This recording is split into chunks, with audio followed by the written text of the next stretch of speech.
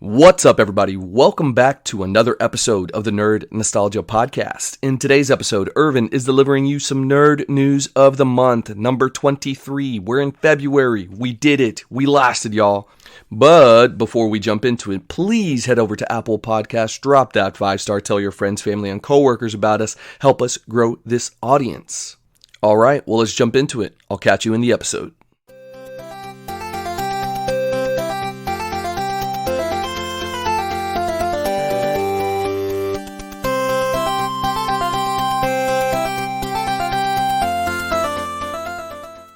Good morning, buenos dias, buongiorno. Welcome back, everybody, to another episode of the Nerd Nostalgia Podcast. I am your main host, Irvin, delivering you that nerd news 23, baby. I really can't help myself from rhyming sometimes. It's the craziest thing. I don't know why. It just happens. I'm sorry. I'm excited. Without further ado, though, let's jump into it. Let's get started.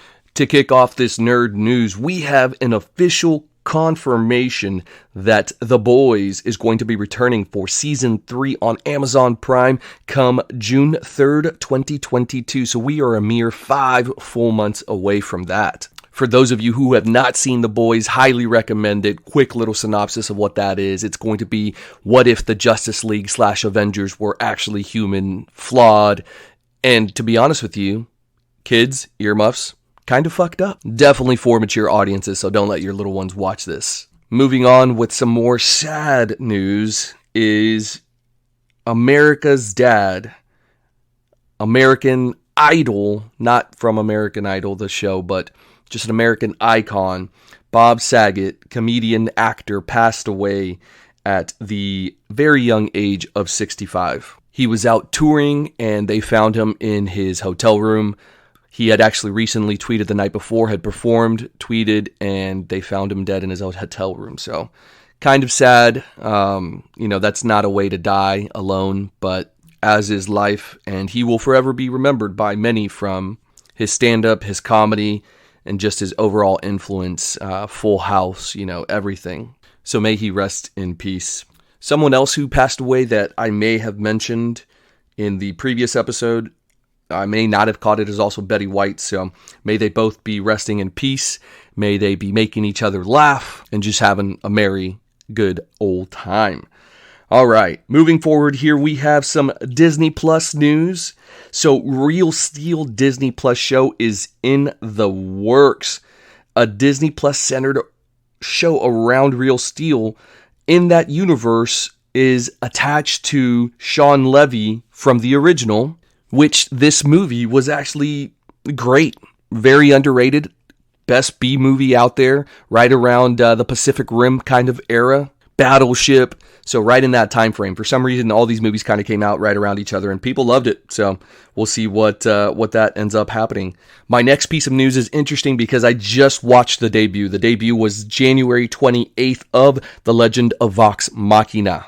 There is another podcast out there called NADPod, Not Another D&D Podcast. I've actually listened to a bunch of their episodes, but this show reminded me so much of their premise. So Vox Machina is basically a group of mercenaries from like a fantasy world that are combined, but they're all kind of jackasses and misfits, but they're there to save the realm. It's pretty funny. It's pretty cool. Highly recommend you watch it.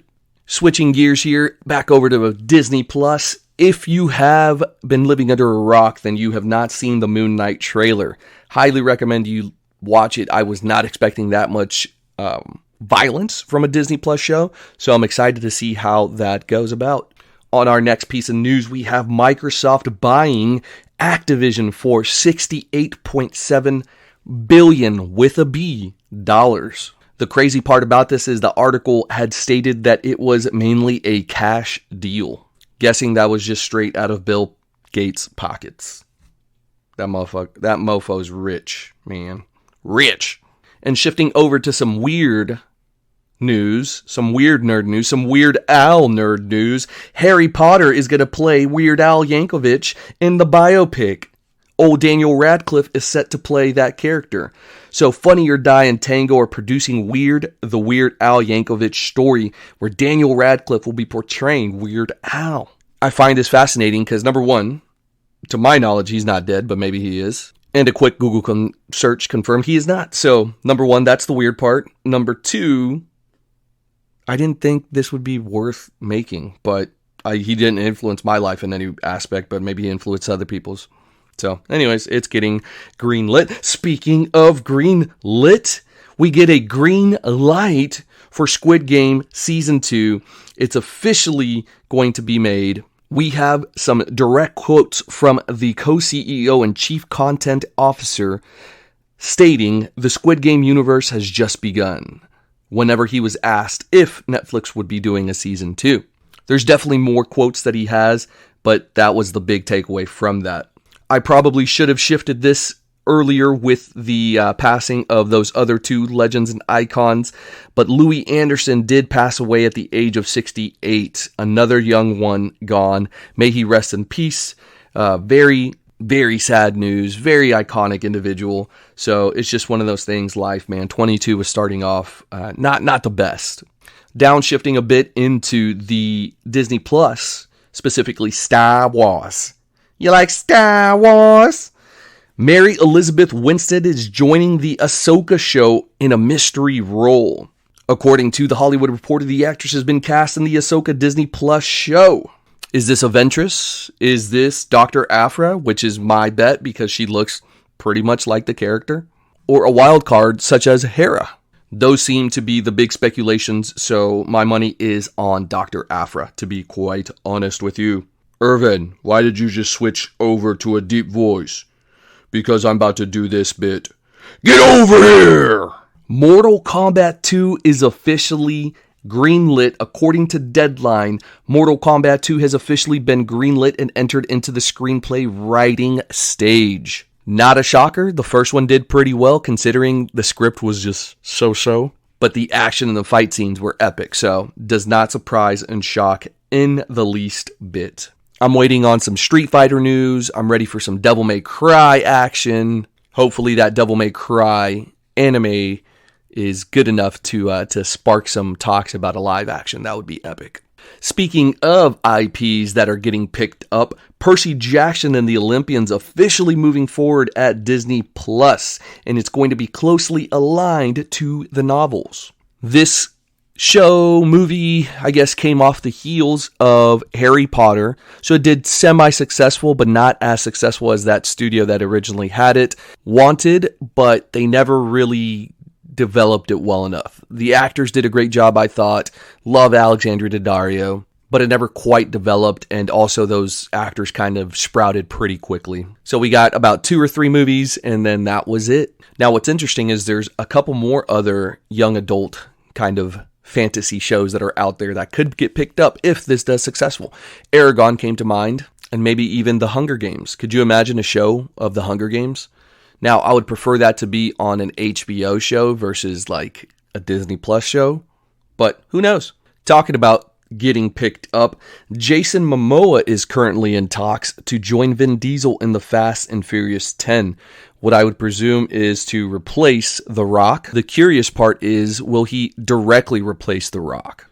According to the reports, the Aquaman actor could be one of the film's villains, so we will see if that's the case. Based off the feud and the recent dialogue and news clips and things of that nature between The Rock and Vin Diesel, it doesn't look like The Rock will reappear, so we shall see what ends up happening. Will this be The Rock's long-lost brother who's just as swole but is a bad guy? Stupid. I used to love those movies, and now I can't watch them. I probably will still watch the new one whenever it comes out on HBO or something, but I didn't go to the theaters to watch it. I was like, no thank you. Speaking of big lugs and swolgers, big strong guys, Masters of the Universe, a movie has been picked up by Netflix with Kyle Allen cast as He-Man. Now this is going to be a live action that was previously, I guess, owned or in the talks at Sony. And it makes sense because Netflix has been kind of pushing that He-Man agenda lately. So I think it's a perfect fit, and they've been crushing it on some of their live action movies lately. Oh, here's one more little swole guy that's probably going to make his last debut. So Guardians of the Galaxy Volume 3, James Gunn has confirmed that this is going to be the last time that we see this team together.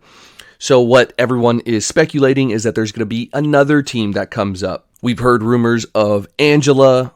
We've heard talks that Nebula takes a bigger role, but I imagine some of the big ones like Star-Lord are probably gone. Drax the Destroyer, he's actually officially confirmed. And I would speculate Gamora as well.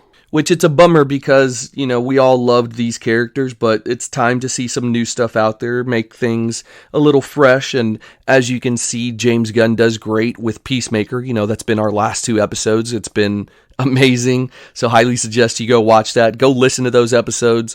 Listen to the spoiler-free one. Then come back, listen to the trio episode where we all talk about it a bit. I'm super excited for that. And speaking of some excitement, we have a little bit of news about the Halo show. It's set to premiere on Paramount Plus March 24th, 2022. Now, the fans are kind of split based off what I've seen online. They said that there was a show back in the day that was just trash, and so they're kind of setting their bar at that level. I'm hoping that it is good, and I'm not going to watch it on Paramount Plus because I don't have Paramount Plus. But if it's good, it eventually makes its way over to Hulu or Netflix or something like that. So we shall see. Continuing on with our nerd news, we've heard some rumors that none other than Tony Stark, amongst a bajillion other people, are set to make their debut variants of these characters in the Multiverse of Madness, in Doctor Strange 2 Multiverse of Madness. Spoiler alert, earmuffs, if you haven't seen it, make sure you throw on your earmuffs. We have seen the variant of Doctor Strange 2, which appears to be one of the villains in that movie. It seems like they're doing a lot because we have also seen Shuma-Gorath in that, so it'll be interesting. Just because we are also anticipating Scarlet Witch to be a baddie of some sort in that. So we shall see. I think that movie is going to be Endgame level epic. It's going to be as good as, the most recent Spider-Man movie. So I'm really excited for it, actually. Well, folks, we are down to the wire here, down to our last few little pieces of news.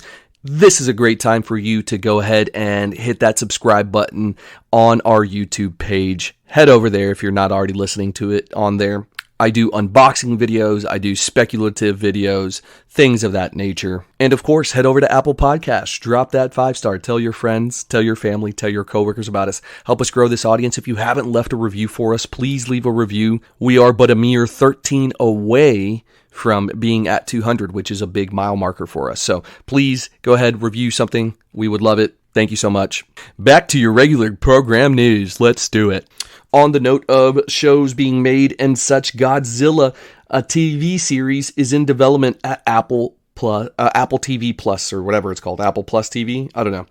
So it's set to be based on the legendary, monstrous franchise, and it's going to feature Godzilla along with some other titans. Now, I've said this before, and I'll say it again. As a viewer, we are in the golden era of TV watching. Film, because there are so many competitors out there. It's the golden era. We're getting everything and anything we've ever read, anything we've ever seen remotely, like redone, rebooted. It's just an epic time to be alive as far as just in general, just like life expectancy and stuff. Well, minus the COVID things and all that BS, but it's a great time to be alive because there's so much out there. There's no way to consume all of the content, so you have to pick what you like best. But these streaming platforms are just picking up whatever they absolutely can as far as IP is concerned. So I call this, we have shifted from the streaming wars, which I guess you could still call it that, into the IP wars. So now they're vying for what's next. Sony is holding on to dear life for Spider-Man, but Marvel, I will just say out, will probably end up getting that at some point. It wouldn't surprise me if they end up buying Sony Studios at some point. But maybe I'm wrong. Maybe that's too big of a monopoly and they don't let it happen. Regardless of that, I am excited for some of the stuff that's coming down the pipe for Sony. Some of that Sonyverse Morbius movie is going to be good. I'm over the Venom movies. I don't think... I never really cared for them, to be honest with you. They're just okay. They're not bad, but they're not good either. They're just kind of right there in the middle. Whereas I expect Morbius to be solid. I think it's just fresh material, so that's always good. But then they're also going to do, some Black Cat, Silver Sable stuff. They're going to do Miles Morales down the line, I'm sure. So it'll be interesting to see what they end up with. On the topic of IP, this is a really interesting one. So DC is going to end the Justice League series and kill off major character.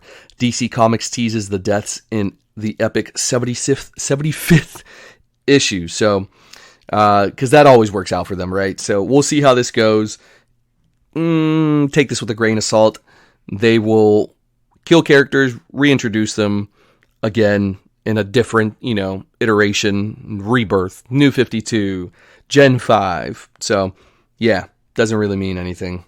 All right, it's funny, just a couple pieces of news ago, I said that Disney Plus could buy Sony. Maybe not, because they just made a big boy move. Well, Sony Interactive Entertainment did. They are set to acquire Bungie for $3.6 billion. So will function as an independent subsidiary of Sony Interactive Entertainment. That's pretty big. Not as big as the Activision deal, but still $3.6 billion with a B. Nothing to snuff at. But that's it, y'all. We have officially hit the 16-minute mark, which is right where I wanted to be, under 20 minutes. I'm trying to get these quicker episodes whenever it's a solo episode, and maybe even bringing in 2 episodes per week. We shall see if the content is there. Maybe we could do some micro episodes of some sort, like 5-minute episodes or something like that. Anyways, thank you so much for joining me today. I hope you enjoyed the episode. As always, head over to Apple Podcasts, drop that 5-star, tell your friends, family, coworkers about us. Help us grow this audience. All right, guys. Y'all, remember, have a great day. And of course, stay nerdy, my friends.